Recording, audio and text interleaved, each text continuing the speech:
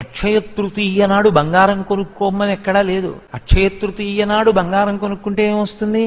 కలిపురుషుడు వస్తాడు ఇంటికి. ఎందుకంటే పరీక్షిత్ మహారాజు కలియుగ ప్రారంభంలో ఇచ్చినటువంటి స్థానములలో బంగారం ఒకటి.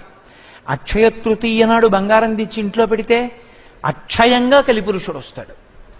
అక్షయ తృతీయ నాడు సజల భాండమును దానం చేస్తే ఏదో కొడుకు చెయ్యాలని లేకపోతే ఇంకోడు చెయ్యాలని నువ్వు తాపత్రయపడక్కర్లేదు.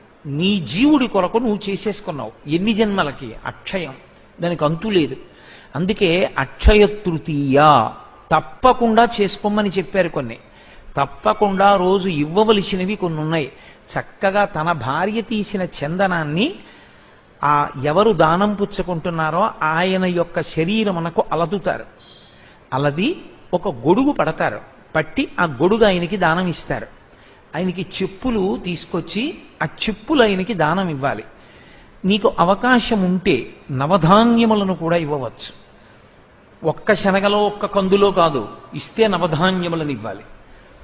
అథవా చెప్పులు గొడుగు తప్పకుండా ఇస్తారు. అన్ని దేవాలయాలలోనూ అక్షయ తృతీయ నాడు పరమేశ్వరుడికి తెల్లటి బట్ట కట్టాలని, తెల్లటి బట్టతో దర్శనమిస్తాడు.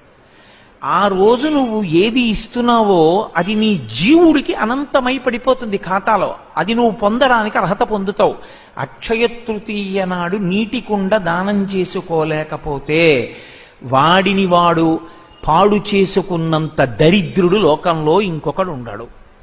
ఒక నీటి కుండ అక్షయ తృతీయ నాడు ఇవ్వలేకపోతే ఇక వాడిని ఎవరు ఉద్ధరిస్తారు? ఎవరు ఉద్ధరించగలిగిన వాళ్ళు ఉండరు.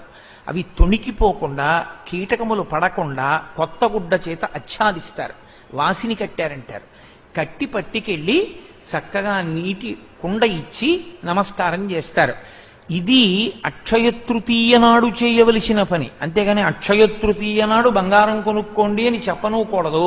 అక్షయ తృతీయ నాడు బంగారం కొనుక్కోనూకూడదు.